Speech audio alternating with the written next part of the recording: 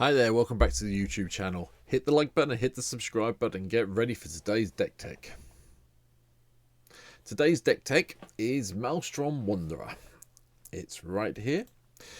This I'm doing as a treat to me. It's a Christmas treat to me. A bit late as this video goes up after Christmas, but this is a treat for me. Maelstrom Wanderer is one of those cards that really caught my mind back in the day when it's first released. I missed the deck it was actually coming out in. I never got one, and I picked one up about 3 years into me playing Commander, and I built it, and I've kept it the same ever since. There's only two decks that I've ever kept the same. One I did the other week, which was my Super Friends deck, and this is Maelstrom Wanderer. Now, I've got to the point now where I know I need to update my Maelstrom Wanderer deck. And that's what I'm doing. So I've updated it on MTGO. Some of the cards I'm never going to be able to afford in real life unless somehow in a miracle this YouTube channel suddenly hits 1,000 followers and I get all those nice subscriptions and then get people to watch 4,000 hours and then get some adverts and YouTube pay me for it. Meh. Long-term pipe dream. Let's go with that. But anyway, Maelstrom Wanderer. 5 green, blue and red for a 5/7/5 elemental. Creatures you control have haste, that's nice, and then it's got the nice cascade and cascades. You get a double cascade off it.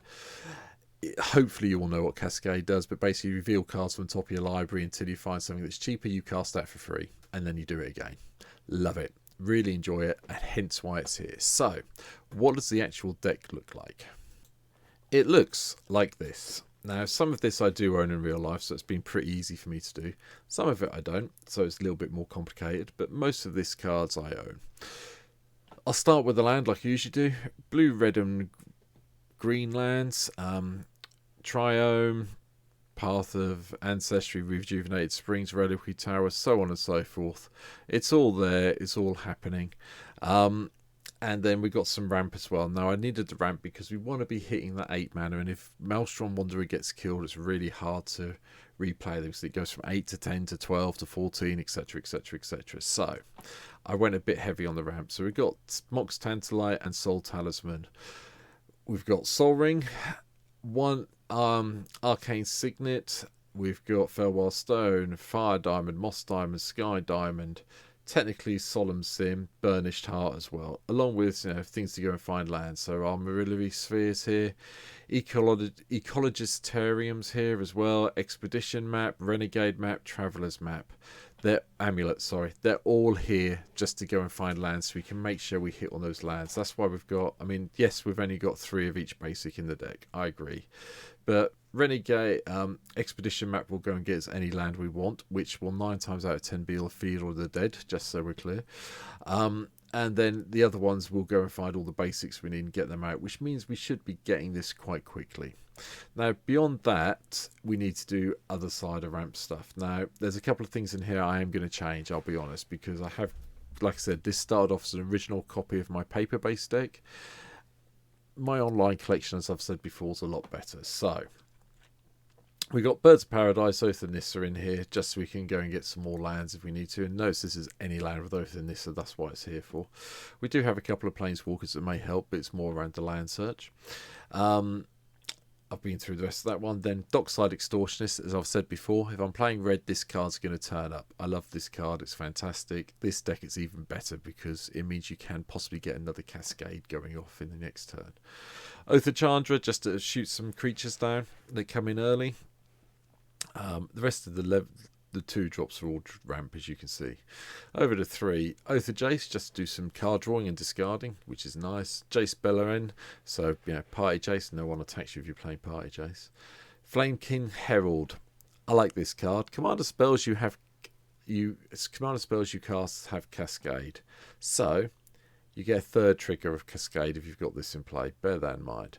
Beastmaster Ascension's the win condition in the deck. You're going to be getting creatures out, you're going to be attacking with them. Once they get that +5/+5, your opponents are in a whole pile of hurt. Cultivating Kodoma's Reaches are the 2 things that I'm thinking about taking out, to be honest. Because we are playing so much ramp in the deck now, they may not be necessary. And where we're only playing 9 basics, they aren't going to hit lands all the time. We might just drop one and keep one in, but I haven't quite decided yet. Dryad of Elysian Grove to play the extra lands and make sure we can tap our lands for anything. Growing Rights to dig down for more creatures and ramp the mana heavily.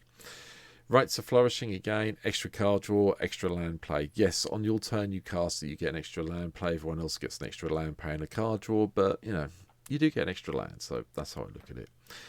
Gaia's Anthem. Let's pump our creatures up while we're at things. I'm not saying anything about Oko. Childless Agent's got Cascade, which the idea of having this one in is that it cascades into one of our low drops down here. If it cascades into any of these, we're going to be really happy. Averin the Chaos Bloom is something I've added in. I quite like the idea as you cascade, you may put a land card from among the exiled cards onto the battlefield. We will be doing a lot of cascading with this deck, so it seemed like a good idea to include this. And it's a 4/2 for 3 mana of our main colours, so it should be pretty easy to do. Again, Burnished Heart I've got in. This is another card that may be coming out. I don't quite know for what yet. I'm still thinking about it. You know, it goes in that same pile as Cultivating Kodoma's Reach for me. But it is another creature that we don't have to sack off, but we can, you know, cascade into it from further up. Throes of Chaos, just for an extra way of cascading. It doesn't do anything else, but you can then discard a land if you get one too many and start cascading, which means we can get more of these things out, which is nice. Court of the Bounty, just so we can put more lands into play, and if we're the Monarch and we've got a creature, even better. But we don't want to put one of our Cascade cards into play, we want to cast our Cascade ones. Garrick, to help with the land ramping. Bloodblade Elf, because it's got Cascade. Kaiden, Chosen of Krufix, is another one I'm looking at taking out for something else. Don't know what yet, but the mana ramp's quite nice for some of the cards we're drawn. We're always going to be able to tap it for 1, so it may come out for something that's a little bit stronger. I just don't know what yet. Omnath, Locus of the Royals in, because why wouldn't you? You know, this is an elemental. Omnath likes elementals, so, you know, seemed like a good place. Solemn I've mentioned. Forceful Denial, Counterspell with Cascade. Thank you, goodbye. Likewise, Volcanic Torrents in for the same reason. It's got Cascade and it deals X damage to a creature or planes. Each creature and planeswalker your opponent's control, or X the number of the spells you've cast this turn. So the worst this is going to be is 2. If you've gone into a Cascade and a Cascade and a Cascade and hit this, which can be done, it's pretty much better. Court of Ear, just for the damage.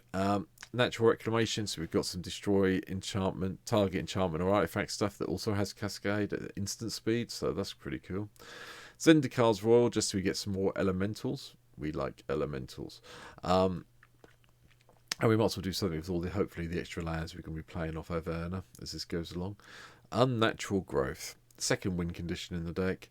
Yes, thank you. Let's make all our creatures absolutely massive and go for it. Immotet, Celebrant of Bounties, nice. It means all our other spells that cost 6 or more have Cascade, which is cool. And this has got Cascade itself, so, you know, this will hit one of the ones further down the chain. And Sarkhan the Unbroken. I figured I needed this in just for the +1 and the -2, so we have a, you know, flying blocker if we need one, or a +1 to draw a card and get a mana. So hence why Sarkhan's in here. Again, this may be a card that comes out. It's possibly not necessary anymore. But you have to remember, like I said, I copied this deck from what I built in paper, and I'm updating paper as we go along.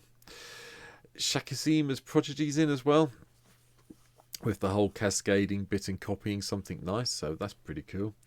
Ancient Copper Dragon, just so we can get some treasures to make sure we keep hitting things. Aura Phoenix for that's Cascade, and also when you cast a spell with Cascade, you get to bring this back from your graveyard to your hand, so that's quite nice. You get to do that whole Cascade thing again. Chandra Awakened Inferno is one of our other win conditions. Basically, all you're ever going to do with this card is do the +2. +2, +2. Give everyone all those little emblems and then watch them panic as they get pinged. Meteoric Mace, again, it's equipment with Cascade, and the equip cost is reasonable. You go +4, +0 and trample. Quite happy with that, and 4 to equip, but it cascades, so it's going to hit something useful further down. Primeval Bounty, more creatures, more life gain, if we can do it, and, you know, when we cast on non-creature spells, we get to chuck some +1/+1 counters around. Fine by me. Mana Reflection to help us build up the mana. And Sweet Gum Recluse is also a cascading spider, but when it enters the battlefield, you get to put some +1/+1 counters on any number of target creatures that enter the battlefield this turn. So, you know, if you've got 4 or 5 creatures that come in that turn due to casting Cascade, then you hit this. Yes, thank you very much. Let's have all those +1/+1 counters on and make them big. Ethereum Horn Sorcerer is interesting because you can pay 3, return it to your hand, and then you cast it again for the Cascade value, so you get to hit all this again. Waking the Trolls, I just like waking the Trolls. You know, destroy a land, grab one of their lands, get a whole load of Troll Warriors, thank you. Again, it's possibly a card that can come out if there's anything better, but at the moment there isn't, so hence why it's here. Fable of the Wolf and Owl is in. What you've got to remember is when you do the Cascade triggers, you actually do cast those spells. So this triggers, you get all those nice little tokens that you might need, and they do really help in this deck for the blockers. This is one of the few cards I don't own in real life. So, you know, anyone's generous, wants to send me a message, let me know. You can pen me one. Yeah. Late Christmas present? I'm trying. All right, I'm trying. Anyway, Annoyed Altasaur. Not the greatest card in the world, but it's got reach, it's got trample, and it's got cascade. I'll pay 7 mana for that little combination. Thank you very much.